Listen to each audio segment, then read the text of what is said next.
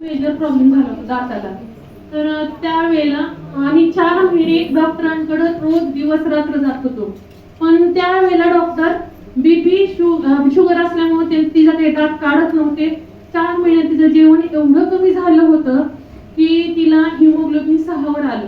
रोज म्हणजे एवढी रडत होती रात्री, पण डॉक्टर काही करू शकत नव्हते. पेन क्लिअर असर करायचं सोडून दिलं. मग आमच्या सोसायटीत डॉक्टर अरुण आवळे मॅडम आल्या. म्हणजे आमचं अहोभाग्य म्हणायचं त्यावेळेला की मॅडम आम्हाला भेटल्या.